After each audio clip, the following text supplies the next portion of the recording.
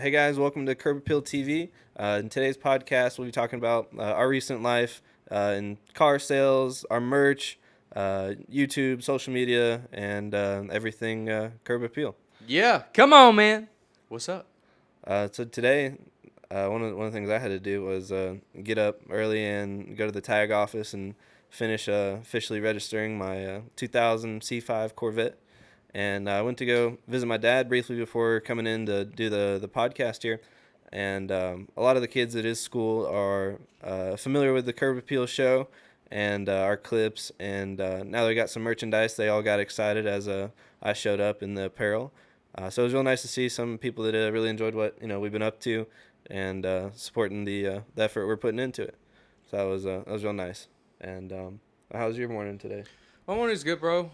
Just doing some work around the house. Nothing too crazy. Just typical day off stuff, Not really relaxing, Yeah. but just getting stuff done, Yeah, well, me and you both had a pretty busy weekend this past few days ago in the car business. How was your Friday, Saturday? Friday, I think I only sold one car. My uh, Saturday I only sold. I think I sold two cars. That's great. I Yeah. mean, that's 3 cars at least for that week, just in 2 days. Yeah, or the weekend, yeah. Yeah. And so I had a lease And then I buyout. didn't work Sunday. Yeah, we're off on Sundays mostly, but I had a lease buyout on Friday and a fresh customer, and then like the very last person that walked in Saturday, I got greeted by another salesperson, but they were too tired or whatever, didn't want to help, so they got me and showed them the car that they had found on the internet, talked to them, did the credit app, financed, and they left with the car about an hour later. And that salesperson was just sitting there looking. I was like, man, I didn't even know they were here. They could have been yours, but that's how it goes in the car business. So I thought that was kind of an interesting story from this past weekend, and then back to work Monday, and now we're here. Yeah. Well, my Saturday started out. I had an appointment that was given to me by our lovely BDC. Okay.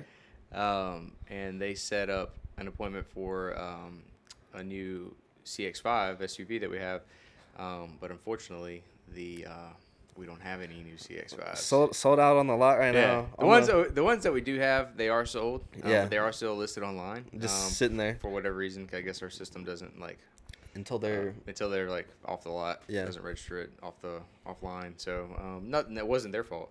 They didn't know that the car wasn't sold or was sold. Anyways, had to switch the customer to a certified pre-owned one, which luckily and it arrived like the day before, right? Luckily, it arrived the day before as a 1-day-old unit. And it was how many miles on it? 3,600 miles. Yeah, and that's like a demo car or like a service loaner, or somebody may have leased it and didn't own it, or like didn't drive it much. It was a 2023. Yeah, brand new basically. Yeah, basically brand new. More features than what they originally came in on. And then they came in on a $30,000 budget. They left, paying $40,000 almost. Dang. Well, were they happy though? They were ecstatic. So that's most important, Yeah, dude. You have to show the value that you're bringing, especially if you're going to ask for more money. You have to see exactly what they're spending their hard-earned money on. It has to match up to what it is that you're trying to offer them, versus like you can't just be sleazy, try to trick people. You actually got to educate them on what they're getting, why they're getting it, and walk them through the process as to why it's a good decision. Yeah. And by doing that, doing your job like you're supposed to, you get rewarded for it. And I think that's how it should be. Sales should be somebody comes to you with a problem, and it's up to you as a professional to decipher what that problem is, come up with a solution, hypothetical solution, whatever it is, to actually try to help them. And if that's truly your intent, I think that you'll go much farther in life thinking that way versus thinking, what can I do for them versus what can they do for me. Yeah, that's really good stuff right there. You'll go a long way if you follow that. Yeah. So, and then she left. She was happy. And then I had another customer come in, be-back customer. She is just a ball full of energy, man. Like, it doesn't matter. You just have those people that are just, like, so happy and just, like, excited about life. And just no matter what kind of mood you're in or what kind of day you're having, their energy just uplifts yours in just such a significant way that it just like it just makes you feel good. You know what I'm saying? And I'm already like a high energy kind of person, and then I meet somebody that's kind of like similar like that. Where was she from? She's Nigerian. She works as a nurse at the hospital. I don't know where her shifts were, but I think she was working night shifts, and that's why she's scheduled for the weekend. I guess she was off. Is this the one you delivered? Yeah, yeah, yeah. So she purchased a Mercedes Benz that we had. Really nice SUV. It's a 2020. I think we did a couple of clips of it. Is it the? Yeah, the one we have. Yeah, we did It was a gold. the POV drive. Yep. Mm-hmm. Yeah, it's got like the screen from like one side of the dash to like it's a spaceship on that side. Yeah, almost the other. But yeah, she came with her family, and we were all joking around, having a good time. We went on the test drive, and it was just a good time. She was just a great customer. She ended up placing a deposit. We couldn't come to financing terms, unfortunately, so she was going to bring a check back from her credit union. It happens sometimes. Not everybody's going to finance with you, but hey, we got the sale. But she was happy. And then for the rest of the day, I had a bunch of people that just not a bunch, but a few people that got close, but haven't committed yet. So. Yeah, the majority of my Saturday was taking ups, and I had one repeat customer that wanted to continue shopping even after we gave them exactly what they wanted on a car that fit their budget, everything, and they'd already done business with me before, so I thought that was kind of surprising. And I followed up with them this week too, and they still haven't found anything besides what we offered them. Oh, dude, talk about that, like the fact that customer says I won't buy because of X, Y, and Z. All right, well, what if I provide X, Y, and Z? Yeah, you nail all the boxes. Yeah. Check them off, and it was even under budget. Say somebody wants to be $300 a month, which perfect. I got you at $250. that's exactly what. Okay, cool. You want to go ahead? We'll do the application right now. We'll get you. I still gotta think about it. That's exactly right. I gotta do this. I gotta talk to my wife. Gosh. I gotta. Yeah, it's just like, hey, I'm not ready to buy. Then give me like the real reason. Don't give me the BS. But so dealt with them. Still, communicating. Maybe get a deal down the road, but nothing immediate. And then some walk-ins, shopping, not as familiar what they may be looking for or wanting.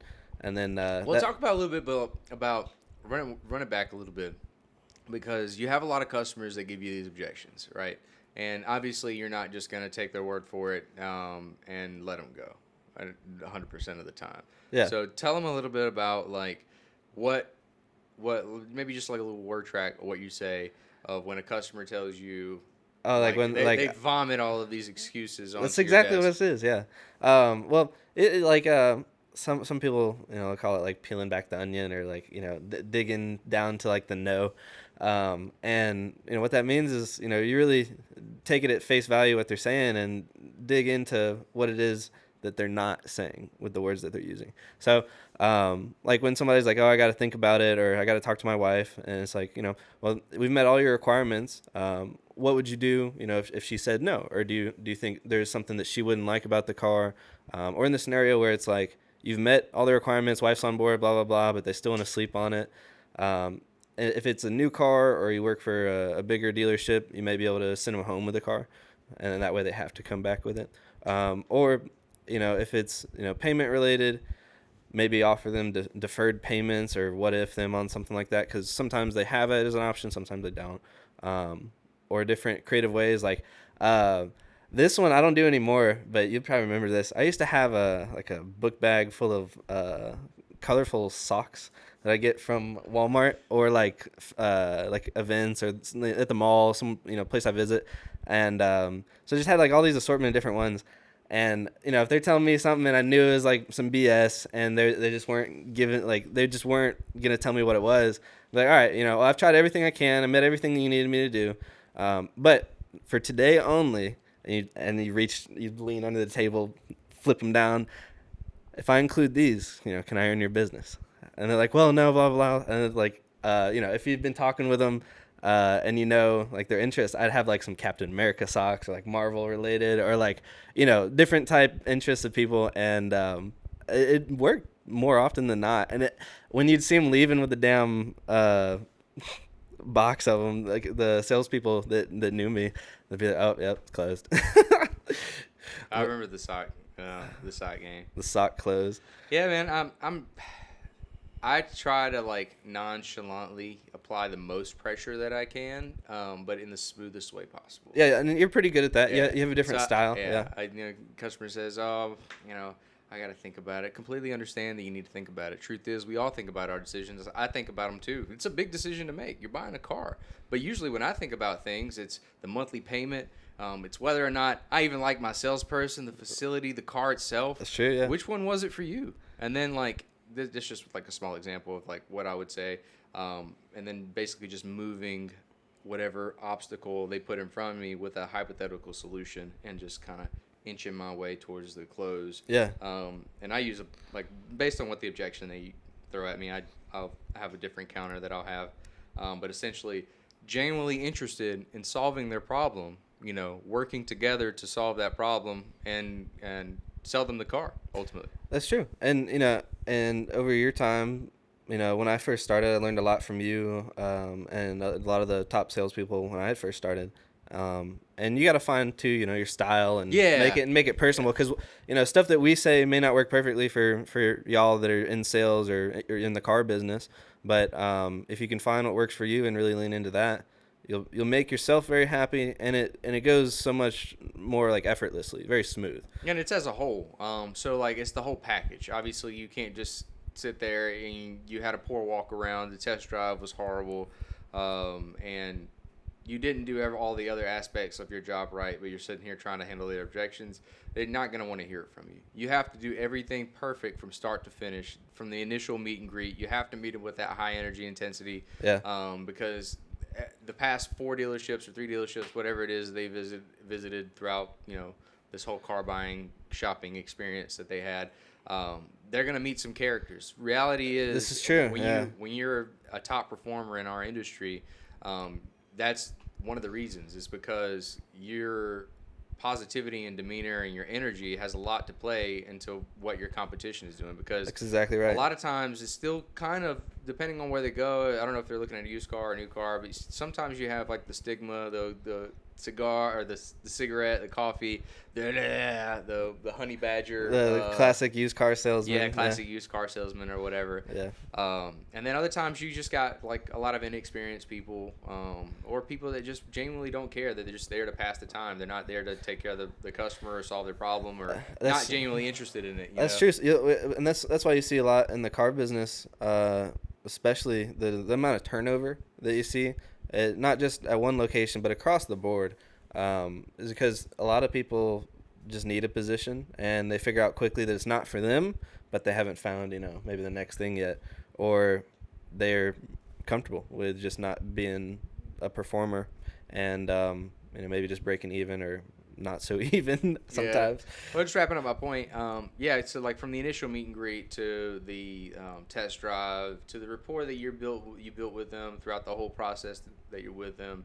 I always like to get to know my customers, know where they're from, what their interests are, what their what kind of needs they have, and based on their lifestyle, try to qualify them for the right vehicle that fits them with the right budget that suits them as well. Yeah. And then, like I said, just the genuine intent of wanting to help somebody that came into your facility looking for help. Yes.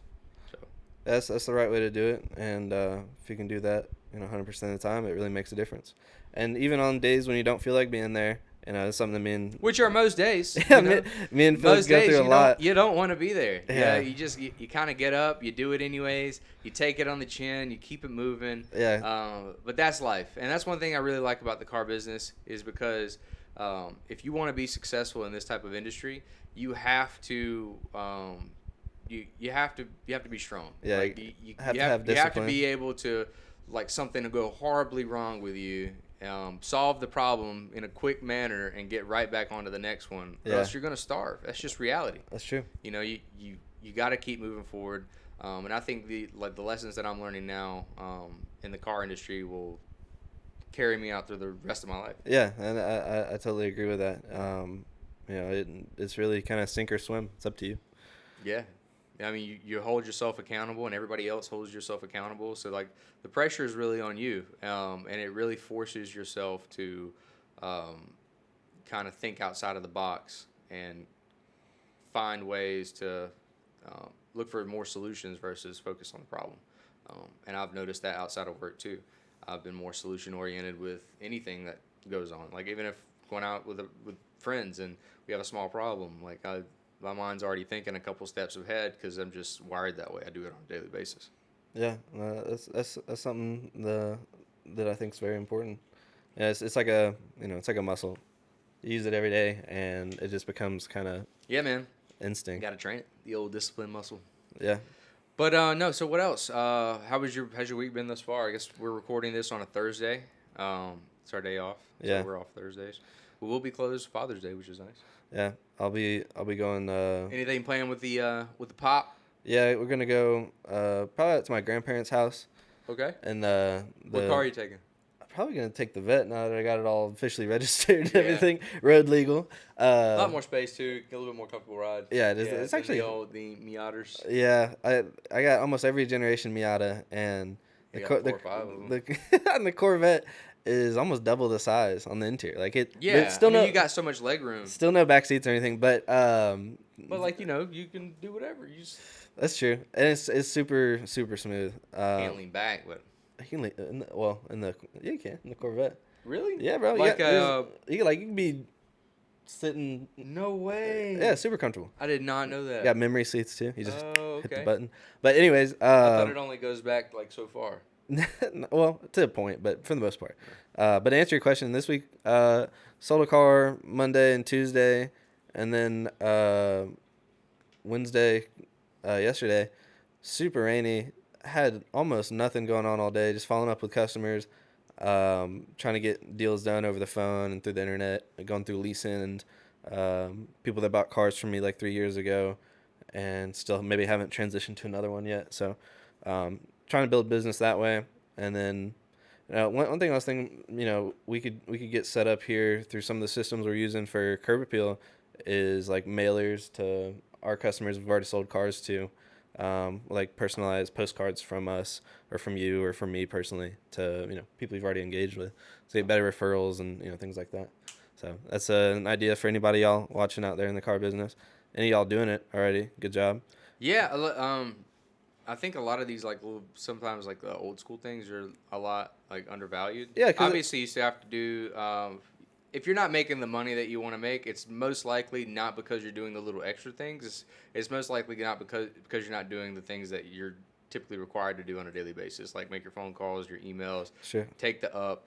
But the little extra things to ensure that that customer comes back to you, like as a referral, or sends a referral to you, or comes back to you as a repeat. Yeah, it's like a relationship Yeah, builder. like some of the things that what he's mentioning is like maybe handwritten cards or Yeah. maybe like a mass of handwritten cards that you can mail out to your customers that just say thank you and include maybe whatever. So, I've done it a couple times, but I want to be more consistent in doing it. Is you can create in Canva, shout out them. We use them to design the T-shirts, but you can create postcards and stuff off templates, make them personal, and then there's a few different services online that'll mail out to your PDF file of customers. All you just need their name, address, and then click a few buttons and schedule it. But I think that is a way to scale your business once you're at a point, where you're selling in the car business at least like 200, 250 plus every year.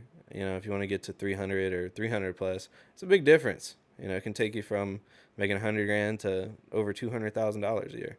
So it's all on you again, but Yeah. it's something to think about, something we could do to boost, our engagement, or maybe we can figure out how to use a similar idea for, like curb appeal engagement when people buy stuff from the website, taking their address and maybe send them like a gift card or something over time, or And it's just one of those like little things that you do like on a daily basis that accumulate over time. A lot of times, like if you're new to this industry or new to this business, and you're starting your first month off alone, you're starting, you're on the floor. from from the bottom, scratch, just from scratch. yeah, And a lot of times you want to be where everybody else is at, that 20 or 30 car guy, or whatever it is that you aspire to be. yeah. And you just kind of look at like, man, like that's just so far away. You know what I'm saying? You can't do that because it's like so unmotivating. I like to look at it kind of like as a daily thing, making sure that I'm doing the things that I need to do to sell the cars sell. Focus on selling the 1 to 3 cars a day. If you can do that, then just focus on the day, because the more you focus on the day, the better. Because if you win more days than you lose, but chances are by the end of the month you'll be where you aspired to be, or maybe even more. Yeah, Um, that's kind of a really good way to think about it because I don't count really like I know like some people do or some people have an idea, but I try not to think about it. I try to sell as many cars as possible and take it day by day and then add it up all at the end. I usually have a rough idea, but I never even really look until that last day of the month has passed and I'll pull up the sold log and just review it. And because again, I'm just competing with my own efforts. So the amount of work I'm putting in is what I'm going to get paid for. And if it's not something I'm happy with, that's up to me. Yeah, And you can't get mad at external circumstances. Granted, there are going to be the 1%, 2% of the time where it might be, but 9 times out of 10, yeah, if you it's got sick or something or broke your yeah. leg I or, mean, not even like let's say that you floated through the month, you didn't do this, you didn't do that, and then you're putting the blame, pointing the finger. Oh, he took this deal, or he did that. Oh, well, the manager did this. Blah being blah blah accountable blah. is important. Yeah. Just vomiting all of this negativity onto your coworker, who you shouldn't be doing anyways. Like you shouldn't be complaining to somebody else. Nobody wants to hear you complain. I hate people that sit there and just want to Wine. complain. Yeah. It doesn't get All anywhere. yeah, like Yeah. all the time. It's very annoying. Because Yes. I don't want those type of people around me. I want to spend as little time with them as possible. I want to spend time with people that are optimistic, goal oriented, and Have want to positive uplift me so I attitude. can uplift them. Yeah. And we got a mission to do, and we're gonna do that. Well, similar like how you're talking about your customer earlier, people that come into your life, even if it's for brief periods of time, and you leave after being with them and feel boosted up, versus like you'll meet some people, even if it's for like 30 seconds, a minute, and they just drain you. So you want to be careful who you keep in your circle. And, the people that are, closest to you, you can, see what or imagine what they're going to be like in 5, 10 years. And, if you're still hanging out with those type people, you're probably going to be in a similar scenario. Get to cutting. That's all I got to say. Yeah, Get to cutting. A lot of times you'll find that uh, you can't get to your future self because you're just holding on to your past self. that's true. You know what I mean? Like you got older friends that you've been friends with for a long time, and then you're just like, or for example, you got old memories and pictures and stuff like in your phone.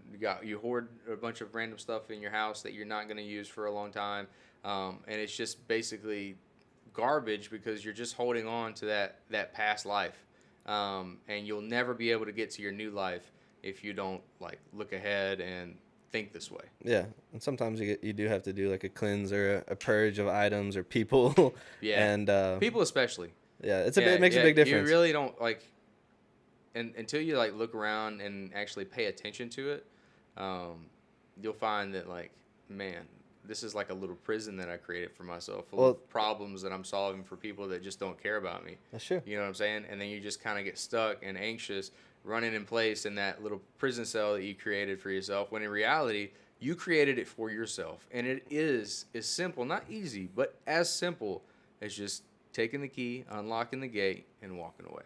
Yeah, It's just like that. yeah, environment is a huge key to success, Yeah. or your downfall. That's Yeah. one of the reasons why I really enjoy the place where we work, because I feel like, For the, especially with our management team, they're very like that.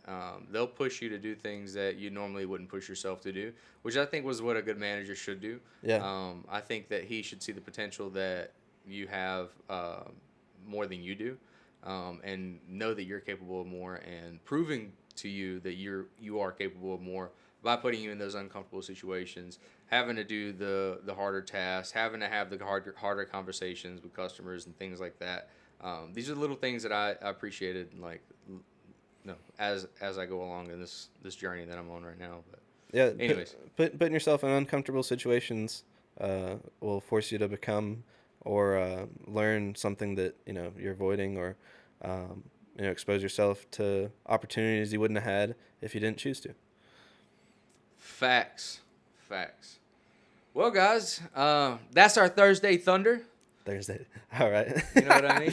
All A little right. Thursday Thunder for you. All right. Spitting the heat. That well. We wanted to come on here, just chat it up with you guys. We appreciate you guys following us. Appreciate the support. We do have an announcement. It's a big one.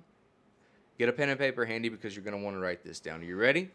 So, we have official Curb Appeal merch on our website. Yep. Check it out. CurbAppeal.com. CurbAppeal.tv. Sorry. We'll edit it. But CurbAppeal.tv, shout out us for putting all the work in and putting in the effort to make this happen. Shout out us. I mean, straight up. Yeah. Go copy some merch, man. Rep that Curb Appeal. It's great. The fabric is like 100% cotton. It feels like silk. Feels like I'm just like wearing like a yak skin. Stretchy, breathable. You know what I mean? Just like cool designs. Tell your friends and like a Martian leatherette. sound like Theo Vaughn, but You know what I mean? or like Riff Raff maybe with the adjectives. But yeah. So if y'all enjoy watching this, make sure to tune in next time. Support us by buying merch or sending us ideas. Comment below and don't forget to like, comment, subscribe in that order, please. And thanks for your support. Thank you again. Peace. Bye.